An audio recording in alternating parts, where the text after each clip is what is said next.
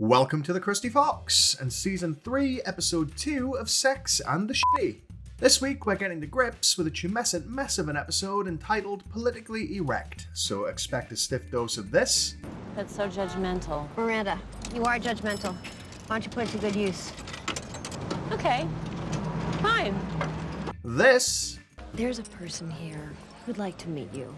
Okay, A guy. keep going. Oh, And this. You're nothing but a big with a little man attached. And you're nothing but a big pair of with too much extra legroom. Don't forget to drop a like if the video has you standing to attention, subscribe for a swollen library of similar hijinks, and while it might be hard, stick around until the business end for last week's top comments and this week's question. We rejoin Carrie 3 weeks into her relationship with politician Bill Kelly, who she's supporting by standing around looking bored as he campaigns to become NYC's next comptroller. Quite why we're expected to believe that any electoral candidate would trot out a girlfriend he hasn't even known a month, let alone one that is also Carrie Bradshaw in full view of the public, press and God, is anyone's guess. Carrie, who describes herself as adept at fashion, like we haven't seen everything she's worn for 2 years, quickly gives away her ulterior motive. She's living her Jackie O fantasy. Unfortunately for her, nobody seems to be paying much attention to the sour-faced wraith standing off to the side at Bill's campaign events. Most of her time is spent fighting off the over-enthusiastic efforts of Bill's right-hand man, Mark, to get a Go Kelly button fixed onto whichever half-arsed throwback she's draped over herself on that particular day. That's right-hand man in the assistant sense, as opposed to the off-the-books manual relief that said henchman's doe-eyed staring indicates he'd rather be helping Mr. Kelly out with. Elsewhere, Steve's trying his hardest to establish what the f*** is going on between he and Miranda. For her part, Miranda manages to dodge questions about her schedule without having to admit that her average evening is spent turning her spare bedroom into a shrine to alien Warnos. Steve finally just asks Miranda to add exclusivity to their existing FWB setup, a request she reacts to with the kind of wide-eyed horror rarely seen outside of the ceremony portion of Married at First Sight. Carrie's voiceover helpfully fills in the blanks. Miranda's hesitancy isn't because she's seeing someone else, she just isn't convinced that Steve should therefore run unopposed. That's a political swamp she'll fill with even more toxic waste a couple of decades later when the comedian that humour forgot gives her an internal tickle. At brunch, Charlotte congratulates Carrie on achieving her own dream of a whirlwind romance with a bland, white political figure. Her intentions aren't entirely pure though, as she offers an assist with Bill's campaign in order to see if any more besuited flesh tubes are on the lookout for a future mistress, wife, murder victim, or all of the above. Holed up in her apartment and trying to waffle her way to a deadline, Carrie ponders whether there's a link between politics and sex, meaning that one inevitably involves the other. Something she wouldn't spend as long trying to work out, I bet, if she'd ever seen a picture of past British far-right figurehead Nick Griffin. In the absence of that boner-killing evidence, she instead extracts a headline: Can there be sex without politics? Elsewhere, Samantha's out for a drink in the hopes that an eligible gentleman comes along to hike her Appalachian Trail. Enter hedge fund manager Jeff, who buys a round and invites her out to dinner in what turns out to be ironically short order. For, when he hops off his bar stool and she's left towering over him, she realises that she's the Nicole Kidman to his Tom Cruise. That's right everyone, it's another episode where a character makes a huge deal out of surface-level physical characteristics. Mark your bingo cards. At a fundraiser for Boring Bill, Samantha wonders aloud to Carrie and Charlotte whether she could ever find a way to look past Jeff's shortcomings, as much as she looks over his everything else. Miranda rocks up late with Steve following behind her like a happy dog that hasn't yet realised that its owner is an asshole. She immediately judges his attempt at small talk at an event she chose to invite him along to as one of his apparently many cons. Across the room, Charlotte, whose hairstyle for the evening looks like it was fixed for her by a witch on the back of a speeding motorbike, is prowling the room for an exit poll. Having identified a suitable candidate and got him talking about art, she's frustrated to discover that he's already engaged to Elizabeth Banks. We've all been there. Elizabeth does prove unexpectedly useful though when she reveals how she met her fiancé.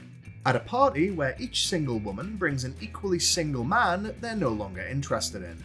Charlotte loves the idea, having become so covetous of the white picket fence crowd that she's willing to accept the romantic equivalent of backwash. Carrie, who apparently needs everybody in the city to bear witness to the underwhelming spectacle that is her relationship with Bill, introduces him to a newly arrived Stanford. Stanny's preoccupied, however, after catching sight of campaign manager Mark, who he gets Carrie to proposition on his behalf. After broaching the topic of a man being interested in him, like she's warning him about a sniper's dot that appeared on his tie, A guy. Mark ignores Stanford in favour of a stumping from a nearby muscle man. He tells me this one might have come from Darren Starr's personal vaults. After another roll in the hay back at her apartment, Carrie makes the fatal error of returning Bill's serve when he asks if there's anything more he could be doing for her. It turns out that Politico Bill has something very specific in mind. He wants Carrie to give him a Tijuana tea party in the shower. She manages to successfully dodge his pee quest for a while and launches into a loony routine of not drinking in his presence, presumably for fear of Bill lying under her chair with his mouth open in anticipation. Now, don't get me wrong. There are a long list of fetishes, and not everyone is going to be into everything. But here the show treats a kink like a constant threat to personal safety. Instead of focusing on one of Bill's many other flaws, it suddenly reframes him as a goblin with an unquenchable thirst for Carrie's golden mouthwash. Despite this, Carrie evidently decides that Bill isn't quite a write-off yet, and instead brings Stanford to Charlotte's sad soiree. Once there, he tries to suggest again that straight men who are single for long enough spontaneously change sexual orientation like lonely clownfish switch gender. If these guys are in their 30s and these women don't want them, there might just be a little something here for me. Samantha brings Jeff, but manages to resist, carrying him over the threshold in her handbag.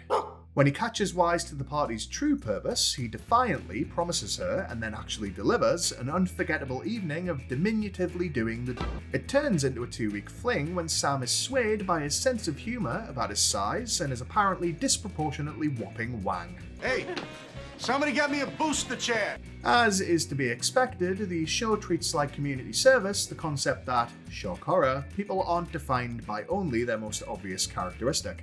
Which is presumably why its main characters aren't named Crazy, Greedy, Murderer, and Clampot. Back at the Desperation Mixer, Charlotte gets chatting to rejected singleton Greg, who talks endlessly about travelling the world like a gap year student in a K-hole. Charlotte is so drunk on her own self-declared genius for pulling together this miserable human cattle market that she's immediately smitten. It doesn't last long though when Melinda, the lady who brought Gaspard Greg over in the first place, has an attack of jealousy and takes him back by letting him take her all over the coat check. Excuse me. Hi. Thanks for coming. Charlotte's disappointment should be offset by the knowledge that Melinda is played by Sarah Clark, who also played wife-murdering treason enthusiast Nina in 24. Lucky escape, Charlotte. After Miranda fails to find a better prospect at Charlotte's pity party, she accepts second prize, which is Steve's cracksmacker. Catching her in a rare moment of clemency immediately after the act, it transpires that Steve's cons are outweighed by the only pro that matters to Miranda, that he can actually stand to be around her. At the same time, Carrie finally runs out of road to escape Bill's attempts to drink from the Devil's Punch Bowl. Her cack-handed offer of such ridiculous alternatives as leaving the toilet door open when she goes number 1 are undercut by Bill's breezy admission that his campaign team don't want him dating a sex columnist. Carrie's totally normal and fair response? To write all about his desire to dine at the Golden Arches in her next column. Now obviously, Bill should have had loved-up manager Mark do more research into what he was truly dealing with before getting with Carrie. But responding to the breakup of a barely month-old relationship by probably ruining a guy's career is outrageous even by Carrie's standards. We're expected to take her side, of course, but if I was in Bill's position, I'd be living up to the reputation she gave me by dousing her apartment door in water every night for the next year. Hey, did you have a good time at Carrie's Rubber Dinghy Rapids? Then you should like this video and subscribe for more every week. Your choice, but if you don't, then I'll send Bill around to turn your ice cube trays into biohazards. And on that ammonia-tinged note, we come to last week's top comment. I asked whether fantasies ever match up to reality, and commenter CC12 perfectly summed up my all-time fantasy. Comfortable clothing and a slab of chocolate that could double as a murder weapon. Bliss. This week's question is, has a partner's height ever bothered you, or would it ever put you off them? Answers in the comments below, and the best will take a bow in the next video. Either way, thanks for watching, and as ever, if you can't be good, be crusty.